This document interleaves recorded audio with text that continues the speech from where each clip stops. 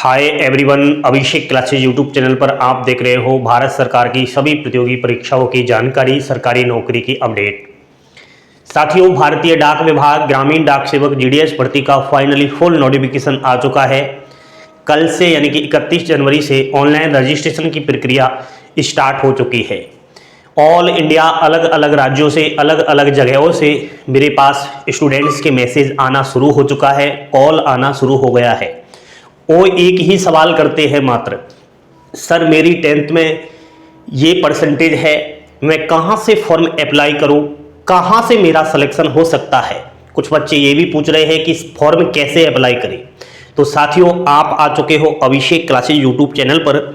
आपको यहाँ पर वो चीज़ मिलेगी जो दुनिया में कहीं नहीं मिलेगी, क्योंकि यहाँ पर हर छोटी छोटी बातों को क्लियर करता है अभिषेक क्लासेस। तो आप पहले चैनल को सब्सक्राइब कर लेना या वीडियो देखने के बाद कर लेना। इस वीडियो को मिस नहीं करना, और मिस करोगे तो भाई आपकी मर्जी। देखो, भारतीय डाक विभाग जीडीएस भर्ती आ चुकी है, सबको तो पता है ना। जीडीएस का मतलब तो ग्रामीण डाक सेवक होता है। 10वीं पास भर्ती है, ठीक है। 10वीं पास सभी अप्लाई कर सकते हैं। 18 से 40 वर्ष उम्र सीमा है, तो वो सबको पता है। बाकी तो बिना परीक्षा इसमें नौकरी लगती है 10वीं की परसेंटेज के आधार पर। साथियों, यहां पर ऑनलाइन जो रजिस्ट्रेशन की प्रक्रिया है वो 31 जनवरी से शुरू हो चुकी है, और ये प्रक्रिया आप लोगों को बता दूं कि 14 फरवरी 2026 तक चलेगी।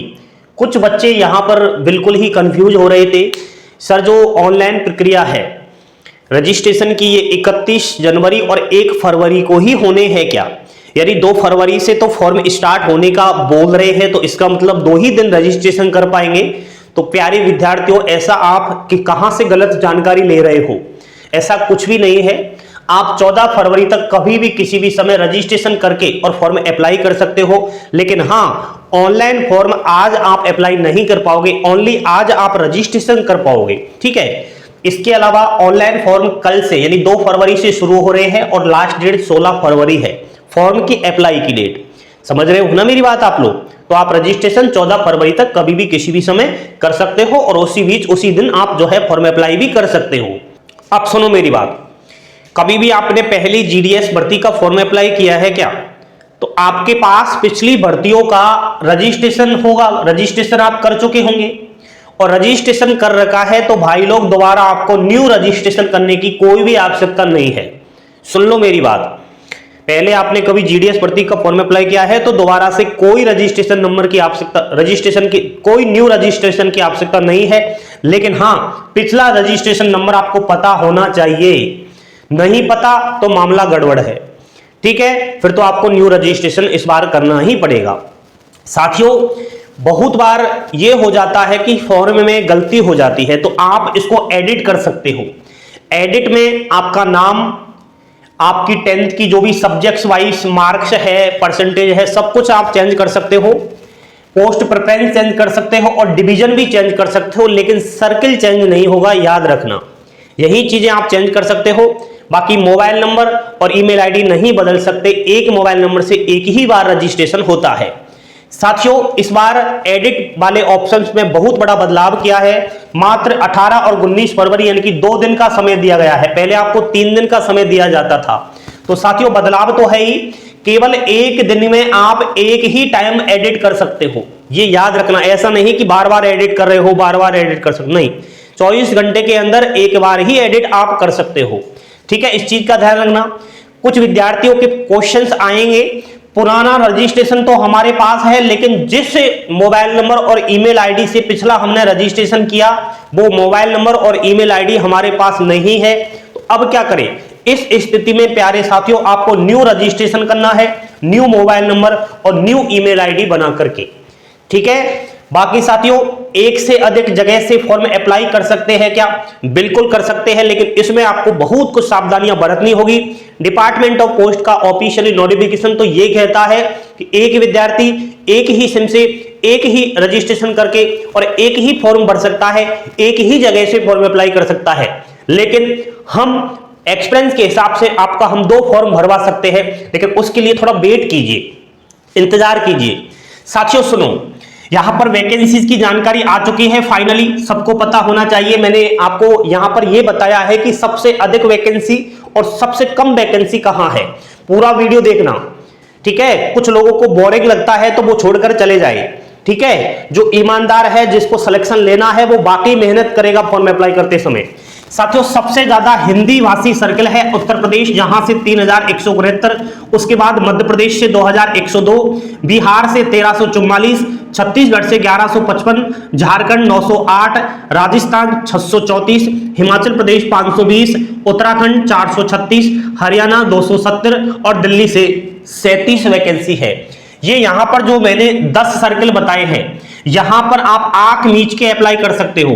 यानी दिल्ली का बच्चा यहां जा सकता है, फॉर्म अप्लाई कर सकता है, कोई दिक्कत वाली बात नहीं है। यहां पर एमपी का बच्चा यहां पर आ सकता है। यानी एक दूसरे सर्कल में आप आपस में जाकर फॉर्म अप्लाई कर सकते हो आंख मीच कर, कोई दिक्कत वाली बात नहीं है, क्योंकि सभी सर्कलों की भाषा जो है हिंदी है। साथियों, अगर हम बात करें यहां पर जम्मू एंड कश्मीर की, सावधान, यहां पर हिंदी भी है कुछ जगह पर उर्दू है, मिक्सिंग है, तो 267 पोस्ट है, ठीक है। उसके बाद पंजाब हिंदी है, इंग्लिश है, पंजाबी है, मिक्सिंग है, 261 पोस्ट है। नॉर्थ ईस्ट बंगाली भाषा है, हिंदी है, इंग्लिश है, मणिपुरी है और मिजो है, 1014 पोस्ट है। नेक्स्ट है असम, असमिस, असोमिया, बंगाली, बंगला, बोडो, हिंदी और इंग्लिश यहां पर भाषाएं हैं, 639 पोस्ट है। उसके बाद वेस्ट बंगाल आएगा, जहां पर भाषा है बंगाली, हिंदी, इंग्लिश और नेपाली। वेस्ट बंगाल में 2963 पोस्ट है। साथियों, यहां पर आंख खोलनी पड़ेगी। यहां तक तो आप आंख मीच रहे थे, लेकिन अब आपको आंख खोलनी पड़ेगी इस जगह पर, अगर आप फॉर्म अप्लाई करने की सोच रहे हो तो। देखो, वैसे यहां पर हिंदी है, यहां के बच्चे, इन राज्यों के बच्चे इन यहां जगहों से फॉर्म तो अप्लाई कर सकते हैं, लेकिन आपको यह देखना पड़ेगा कि हिंदी किस जगह से है। जैसे नॉर्थ ईस्ट सर्कल से फॉर्म अप्लाई कर रहे हो, लेकिन नॉर्थ ईस्ट में ऐसी कौन सी जगह है जहां से हिंदी है, तो वो हम आपको बताएंगे। भाई, आप सब्र तो रखो, आप इतना उतावले क्यों हो रहे हो? ऐसा थोड़ी है कि पहले फॉर्म अप्लाई करोगे तो आपका सिलेक्शन हो जाएगा, ऐसा कुछ नहीं है। अगला है दोस्तों यहां पर केरल, जिसकी लोकल भाषा है मलयालम, 1691 पोस्ट है। उसके बाद है महाराष्ट्र, कोंकणी और मराठी लैंग्वेज है, 3553 पोस्ट है। उड़ीसा, ओरिया भाषा है, 1191 वैकेंसीज है। उसके बाद है कर्नाटका, जहां पर कनाडा है, 1022 पोस्ट है। तमिलनाडु, तमिल भाषा है, 2009 वैकेंसीज आई है। और तेलंगाना, तेलुगु भाषा है, 608 पोस्ट आई है। गुजरात, जहां की भाषा गुजराती है, 1782 पोस्ट है। आंध्र प्रदेश के अंदर तेलुगु है, जहां पर 1060 पोस्ट है। तो साथियों, डोंट टच मी, मुझे मत छुओ, ये सर्किल कहेंगे आपसे, मुझे मत छुओ। अगर छू लोगे तो आपका मोबाइल पड़ सकता है, कुछ भी हो सकता है। क्योंकि साथियों, ये सर्किल यहां के बच्चे और यहां के बच्चे, यहां से फॉर्म अप्लाई करने वाले बच्चे इधर जा ही नहीं सकते। बिल्कुल मैंने लाल यहां पर गोला लगा दिया है, बिल्कुल लाल कर दिया है, और यहां पर आके खतरा ही खतरा है साथियों, यहां पर फॉर्म अप्लाई कर ही नहीं सकते। सुन लो मेरी बात, जो भी बच्चे यहां की सोच रहे हैं, ये वाले बच्चे इधर आएंगे तो खतरा है, क्योंकि ये भाषा आपके पास नहीं है, और किसी के पास तो सर्टिफिकेट है तो मुझे बता देना, शायद ही कोई बच्चा होगा। लेकिन हाँ, यहां का बच्चा है तो शायद वीडियो देख ही नहीं रहा होगा, क्योंकि उसके तो हिंदी समझ में नहीं आ रही होगी। मैं हिंदी बोल रहा हूं, क्योंकि मैं ना तो मलयालम बोल रहा हूं, ना मैं कोंकणी मराठी बोल रहा हूं, ना मैं ओरिया बोल रहा हूं, ठीक है। तो अगर कोई YouTube से ऐसा मिल जाता है कि भाषा चेंज हो सकती है, तो भले आपके समझ में आ रहा होगा। ये बच्चे यहां पर भी, जैसे कि केरल का बच्चा है, वो गुजरात आकर फॉर्म अप्लाई नहीं कर सकता है। लेकिन साथियों, यहां पर एक बात बताऊं आपको, एक तो है तेलंगाना, ठीक है, एक तो है आपका तेलंगाना जहां पर 608 पोस्ट है, और दूसरा है आंध्र प्रदेश। तो यहां की भाषा मिक्सिंग है, बराबर है, तेलंगाना की तेलुगु है और आंध्र प्रदेश की भी तेलुगु है। तो तेलंगाना का विद्यार्थी आंध्र प्रदेश और आंध्र प्रदेश का विद्यार्थी तेलंगाना में आकर फॉर्म अप्लाई कर सकता है, ठीक है। ये थोड़ा ध्यान रखना, बाकी डोंट टच मी। अब ये जानकारी मैंने आपको बताई। अब मुझे तो पता है कि यहां से सिलेक्शन 40% पर भी हो सकता है, ठीक है, यहां से सिलेक्शन मात्र 40% पर हो सकता है, लेकिन कैसे होगा, हमारे पास तो यहां फॉर्म अप्लाई करने का मौका ही नहीं मिला है। लेकिन घबराओ नहीं, यहां से भी हम आपका सिलेक्शन दिलाने में बड़ा ही मेहनत करवाएंगे। साथियों, कुछ इंपॉर्टेंट चीजें बताने जा रहा हूं, ध्यान से सुनना, कान खोल लेना। आप सबको तो मैंने बता दिया कि किस सर्किल में कितनी वैकेंसीज है। अब यहां पर ये तो सबको पता चल चुका है दुनिया को कि कहां से कितनी वैकेंसीज आई है, सबको पता है। तो अब स्टूडेंट्स क्या करने वाले हैं, जहां से सबसे ज्यादा वैकेंसी है वहीं से फॉर्म अप्लाई कर देता हूं। सर आपने ही तो बताया कि सबसे ज्यादा उत्तर प्रदेश से है, उसके बाद मध्य प्रदेश से है, उसके बाद बिहार से है। टॉप 3 सर्किल तो मुझे तो यही दिखाई दे रहे हैं, क्योंकि वैकेंसी यहां से ज्यादा है तो मैं सबसे ज्यादा पोस्ट जहां से है वही फॉर्म अप्लाई कर देता हूं। साथियों यही तो गलती होती है और यही आप सिलेक्शन से बाहर हो जाते हो। ये गलती आप कर रहे हो तो रुकिए। साथियों अगला सर्किल के अंदर डिवीजन है बहुत सारे। जब ऑफिशियली वेबसाइट पर आप जाओगे, किसी सर्किल को चॉइस करोगे, उस सर्किल के अंदर बहुत सारे डिवीजन डिस्ट्रिक्ट्स के नाम आएंगे, आपको डिवीजन्स में देखना होगा। ठीक है, तो थोड़ा कम लोगों को पता होता है ये चीज। ठीक है, यहां भी कम लोग ही जानते हैं डिवीजन वाइज। तो लोग क्या करेंगे, जहां जिस डिवीजन से सबसे ज्यादा पोस्ट है उसी में फॉर्म अप्लाई कर देंगे। ठीक है, तो यहां पर हम कहते हैं कि पोस्ट प्रेफरेंस आपको ध्यान से रखना है डिवीजन वाइज। उसके बाद आपको पोस्ट प्रेफरेंस के बारे में कुछ भी पता नहीं है, चाहे पुराने स्टूडेंट्स हो चाहे नए स्टूडेंट्स हो, हम कहते हैं ये बात। और आप कह रहे हो कि जहां से पोस्ट ज्यादा है हम वहां से फॉर्म अप्लाई करेंगे, तो फिर जिस दिन मेरिट लिस्ट आएगी उस दिन आपका रजिस्ट्रेशन नंबर नहीं मिलेगा, तो आप कहोगे सर मेरे दोस्त का तो कम परसेंटेज पर भी सिलेक्शन हो चुका है, मेरा ज्यादा है फिर भी नहीं हुआ। कारण समझा रहा हूं क्यों नहीं हुआ। अगला है डिवीजन्स के अंदर ऑफिस में जाओगे, ऑफिस का बहुत कम लोगों को पता होता है। यहां पर शहर में जाना चाहते हैं कि शहर का जो ऑफिस है वहीं हम नौकरी करेंगे, वहीं उसी ऑफिस को चॉइस करेंगे, या घर के पास जो ऑफिस है उससे ही फॉर्म अप्लाई करेंगे। लेकिन हम कहते हैं कि इस प्रकार से आप सिलेक्शन से बाहर हो जाओगे। ठीक है, बिल्कुल। तो भाई साहब ऑफिस के बाद हम आएंगे पोस्ट पर। पोस्ट इसमें एक तो है बीपीएम की, दूसरी है एबीपीएम की और तीसरी है डाक सेवक की, जिसका टीआरसीए एबीपीएम डाक सेवक का 10,000 और बीपीएम का 12,000। तो कौन से टीआरसीए पर आप पोस्ट प्रेफरेंस देते हो, कौन से टीआरसीए को भरते हो, कुछ लोगों को ही पता होता है ये चीज। ठीक है, कुछ लोग क्या करते हैं कि बीपीएम ही भर देते हैं, कुछ लोग क्या करते हैं डाक सेवक ही भरते हैं, कुछ लोग बीपीएम ही भर देते हैं। तो फिर हम कहते हैं कि आप लोग सिलेक्शन से बाहर हो। साथियों सर्किल, अरे भाई सर्किल के अंदर जाऊंगा तो आ गया डिवीजन, अरे डिवीजन के अंदर जाऊंगा तो आ गया ऑफिस, अरे ऑफिस के अंदर जाऊंगा तो आ गया पोस्ट, अरे पोस्ट के अंदर भी जाऊंगा तो हमें मिलेगा बहुत कुछ, और यहीं से हम सिलेक्शन की ओर दौड़ने वाले हैं। साथियों ये चीज आपको पूरा मैं क्लियर करके बताऊंगा। मात्र 13 दिन का समय है, यानी 2 फरवरी से फॉर्म स्टार्ट है और 14 फरवरी आप मान लीजिए। ठीक है, वैसे 16 फरवरी तक फॉर्म अप्लाई कर सकते हो, लेकिन 14 फरवरी तक ही आप फी पेमेंट कर पाओगे।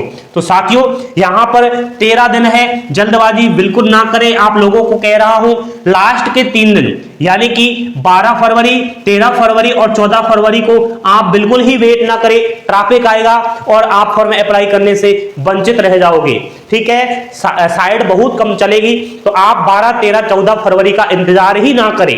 तो साथियों आप लोग मैं कहता हूं कि मात्र अब आपके पास 10 दिन है, 2 फरवरी से, और मैं समझता हूं यहां पर 11 फरवरी। ठीक है, आपके पास मात्र 10 दिन है। सबसे मैं समझता हूं तो लास्ट डेट आप की नहीं बढ़ेगी। कुछ बच्चे कह रहे हैं कि लास्ट डेट बढ़ेगी, क्या नहीं बढ़ेगी? बिल्कुल इस भर्ती में सबके पीछे आपको नहीं भागना है। ठीक है, आपका दोस्त जहां से फॉर्म अप्लाई कर रहा है करने दीजिए। आपको भेड़ चाल नहीं चलनी कि एक भेड़ कुएं में गिर रही है तो सारी भेड़ कुएं में गिरेगी भाई साहब, धड़ाम धड़ाम धड़ाम धड़ाम। ठीक है, ऐसे आपको नहीं चलना है बिल्कुल। साथियों एक आपने खरगोश और कछुआ चाल वाली कहानी बचपन में पढ़ी होगी, उससे बहुत कुछ सीख मिलती है। आपको बिल्कुल यहां पर हल्के हल्के स्टेप अपनाने हैं कछुए की तरह। ठीक है, सोना भी नहीं है कि अब तो सर बताएंगे तभी फॉर्म अप्लाई करेंगे। हम जो वीडियो बनाकर आपको दे रहे हैं उनको देखना पड़ेगा। तो साथियों अब मुझे आप ये बताना कमेंट करके कि आपको क्या लगता है कि इस भर्ती में 30 लाख फॉर्म अप्लाई होंगे या 70 लाख के अप्रोक्स अप्लाई होंगे? सभी बच्चे कमेंट करें। और आप अभी रुकिए, सब्र रखिए, आज का समय है, आज तो रजिस्ट्रेशन की प्रक्रियाएं होंगी, तो ये काम कर लो आप, रजिस्ट्रेशन जो है लेकर के और सेफ रख लो। फॉर्म कल से भरे जाएंगे, लेकिन जल्दबाजी बिल्कुल ना करें, हम सारी क्लियर बातें आपको बताएंगे। साथियों भीड़ बहुत है, भीड़ से हमको बचना है और इस बार जीडीएस की सीट लेना है। बने रहे अभिषेक क्लासेस यूट्यूब चैनल के साथ, लाइक शेयर सब्सक्राइब करें, और कोई भी आपका प्रश्न है तो हमसे आप शेयर करें, आपको तुरंत उस चीज का जानकारी मिलेगी। थैंक यू, धन्यवाद। सभी बच्चे एक बार लाइक का बटन जमाकेदार ठोक दीजिए और चैनल को सब्सक्राइब कर दीजिए। ठीक है।